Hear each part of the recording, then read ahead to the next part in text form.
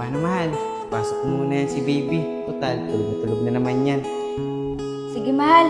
Pasok ko muna sa kwarto. Mahal, labas ka agad ah. Mukhang may importante na sasabihin si tatay. Sige po tayo, pupo kayo. Tay, kamusta na po kayo? Kayo po talaga, tay. Ugali niyo na po talagang umuwi na hindi po nagsasabi sa akin. Paano, tay? Paghahain muna po ito ng pagkain. Pasensya na po sa ulam, ha. Dilata lang po ang ulam namin. Di anak, huwag na. Bago ako pumunta dito, kumain na ako sa labas. O, paano, tay? Ano nga po pala yung sasabihin niyo importante?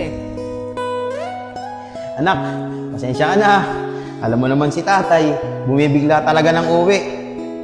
Mga anak, siya nga pala. Kung sasabihin ko sa inyo, bago ako umuwi dito sa atin, nakita ko kanina, si Allen. Ginugulpe, yung tatlong magbabarkada, ni Naapong. Mga anak, kinausap niya ako eh. Ang sabi niya sa akin, sana daw mapatawad niyo na siya sa mga kasalanan niya sa iyo. Kaya sana naman anak, patawarin niyo na siya. Tay, sigurado po ba yan kay Mang Allen? Na magbabago na po siya. Kaya nga po, tay. Bukal po ba sa puso nyo na manghihingi po kayo ng tawad sa amin? Baka po mamaya, pakitang tao lang po kayo at ulitin nyo na naman po yung pananakit nyo sa asawa ko. Ber, siya anak, patawarin niyo na si Allen, no? Nagsisisi na siya sa mga ginawa niya sa inyo. Dahil kausap ko siya kanina. Kaya sana naman, mapatawad niyo na siya. Allen, kausapin mo na mga bata. Humingi ka ng tawad sa kanila. Mga anak, ito yung sinasabi sa inyo ni Solid na magbabago na ako. Sana mga anak, mapatawad niyo ako sa lahat ng mga kasalanan ko sa inyong nagawa. Pero mga anak, hayaan niyo, babawi ako sa lahat ng mga pagkukulang ko sa inyo. Iber, sana mapatawad mo ako. Lalong-lalo ka na anak, Shane. Sana patawarin mo rin ako sa lahat ng mga kasalanan ko sa inyo. Mahal, tatawarin ba natin ang tatay mo? Mahal, di ko rin alam eh. Pero kung totoo yung sinasabi ng tatay mo, na magbabago yung tatay ko, sige mahal, bigyan natin ng isa pang pagkakataon para maitama niya ang mga pagkakamali niya. Sige, mahal. Tay, Mang Allen, sige po, pinapatawad na namin po kayo. Pero Mang Allen, sana naman po, huwag niyo pong ulitin kung ano po yung ginawa niya sa amin. Kaya nga po tay, patunayan niyo po sa amin na magbabago na po kayo. Talaga mga anak, maraming salamat sa inyo. Iber, maraming salamat sa iyo, pinatawad mo na ako. Shane anak, maraming salamat sa iyo, pinatawad mo rin ako. Hayaan mo mga anak, babawi ako sa lahat ng mga pagkukulang ko sa inyo. At bukas na bukas, maghahanap na ako ng trabaho.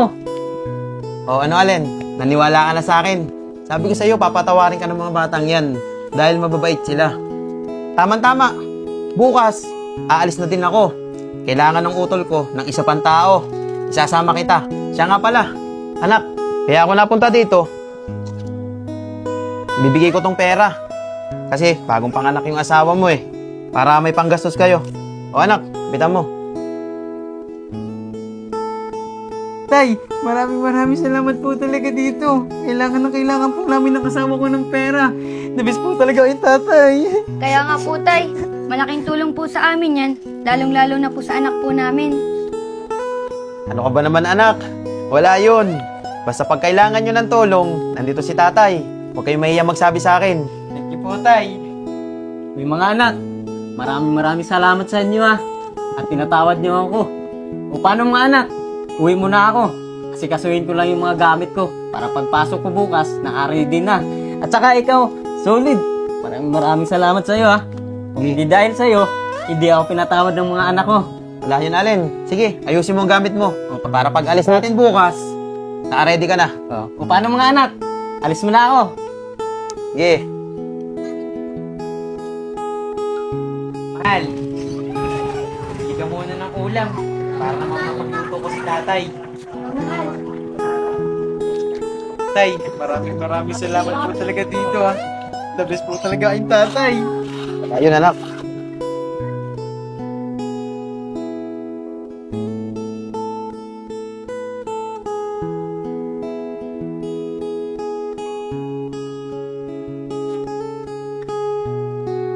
Uy, ang ganda-ganda ng bebe.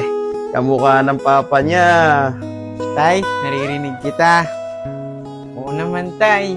Ang ganda-ganda niyan. Manang-mana talaga sa akin yan.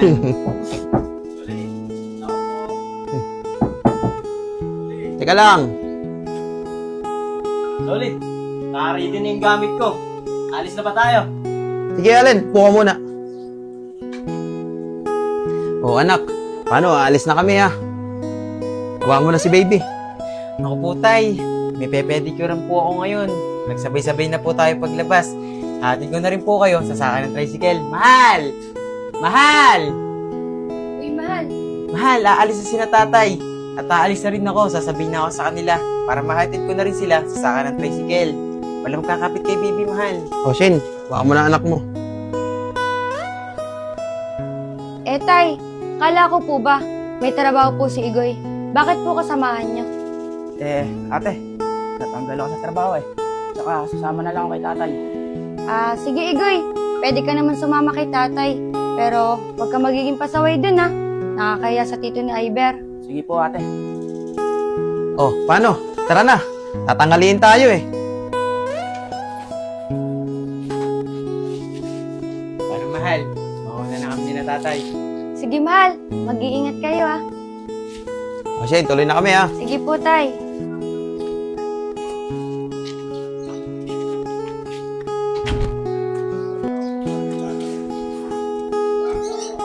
Oh, Allen. Huwag mo akong papahiya sa kapatid ko, ha? Lalong-lalo tong anak mo. Baka maging pasaway lang yan doon. Sige, Solid. Ako nang bahala sa anak ko. Nakikinig yan sa akin. Opo kuya, hindi ko magiging pasaway. O sige, tara na. Iber, anak. Maraming salamat sa iyo, ah. At pinatawad mo si tatay. Hayaan mo, anak. Babawi ako sa lahat ng mga pagkukulang ko sa inyo ni Shane. Ako po, Tay. Wala po iyon. Ang mahalaga po, magbabago na po kayo. Hindi na po katulad dati. Wala na po sa amin yun ng anak nyo. Sige, Iber. Maraming salamat talaga sa iyo. Mga tol, sigurado ako, madadala na yun si Mang Allen. Kasi ginawa natin sa kanya kahapon. Kaya nga mga tol, baka di pa nga lumapit sa atin yun eh. Mga tol, baka yun, lumpo na, hindi makalakad. Solid, Bali na yung saglit paano. lang. Ayun yung tatlo. Solid, saglit lang. Babawian ko yung tatlo. Allen, wag na. Problema lang yan. Magtatrabaho tayo eh. Di ba magbabago ka na para sa mga anak mo? Tara na. Tara. Mga tol, dala na yun sa atin. Talaga tol. Sigurado talaga, Hindi na wala na yun. Oh, paano? Tara na. Ito ang tricycle, oh. Kuya, tricycle po. Sige po kuya, sakay na po kayo. Tayo na yun.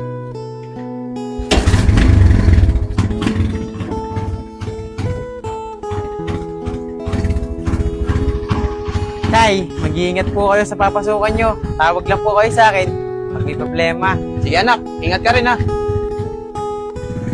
Tara na kuya. Bye! Ano ba naman yung mga tol? Napakamalas naman. Nanalo nga tayo sa bilyar. Natalo naman tayo sa basketball. Eto kasi ayag eh. Napakalaki lampa. Di tol, talo talaga. Pero teka lang mga tol, nakikita nyo ba yung nakikita ko? Oo nga ano mga tol. Pag lumapit dito, diskartehan natin. Uy mga box, natatandaan niyo ba yung beshi nating si Iber? Ay oo, natatandaan ko yun. Oo nga yung beshi natin. Mga box, alam ko dito nakatira yun eh. Ayun oh, may mga tambay. Tara, tanong natin.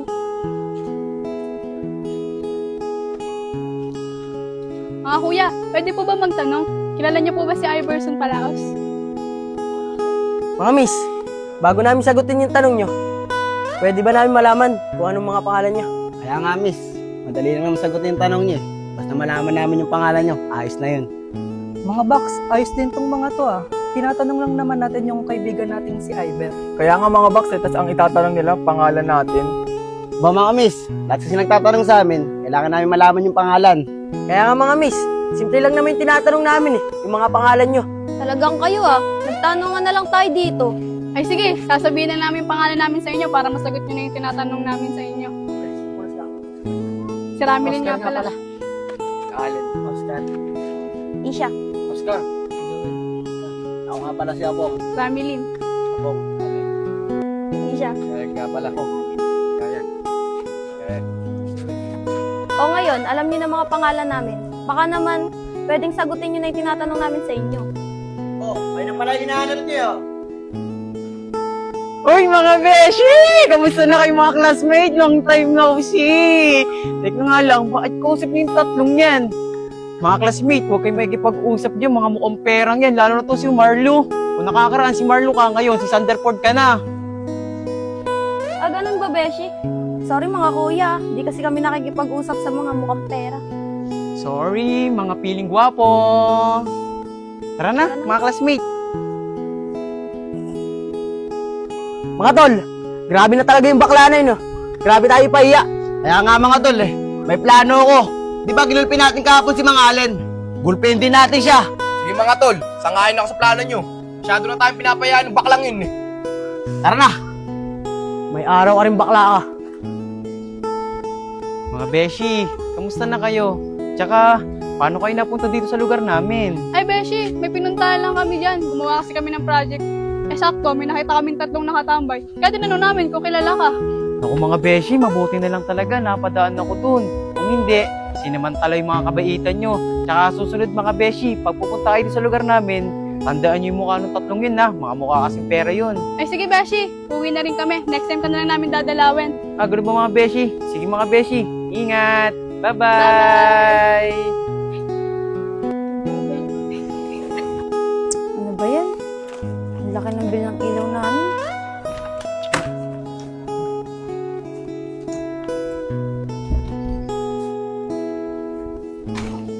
O mahal, bakit nakasumangot ka? Bakit? May problema ka ba? Mahal, nakita ko kasi yung mga classmate ko nung high school. Kausap sina Apong, si Oscar at si Yayag. Naku mahal, mabuti na lang talaga, napadaan ako dun. Kung hindi, baka pinarahan ng tatlo yung classmate ko. Katulad ng ginawa nila sa akin. Alam mo mahal, may naisip ako para hindi ka naguli ng tatlong yun. Wait lang, kukunin ko lang. In-order ko pa to eh. O mahal, suotin mo. Naku mahal, ano tong mga to? Panlalaki to eh. Naku mahal, nagsasayang ka lang ng pera. Alam mo naman pusong babae ako. Naku mahal, sige na, suotin mo na yan. Huwag ka nang maarte. Sigurado ako, pag sinuot mo yan, hindi ka naguguli ng tatlong yun. Sige na, suot mo na yan. Naku mahal, kung hindi lang kita talaga mahal, hindi ko to susuotin itong mga to. Mahal, sabi ko naman kasi sa iyo eh. Hindi bagay sa akin yung mga gantong kasuotan. Mahal, ang pugi-pugi mo ang tignan eh. Tignan mo oh. Hawakan mo ang aking kamay at tayong dalawa'y maghahasik ng kaligayahan. Bitawan mong unang salita, ako ay handa na tumapak sa lupa. Tapos na ang paghihintay, nandito ka na, oras ay naiinip, magdahan-dahan, sinasamsam bawat gunita.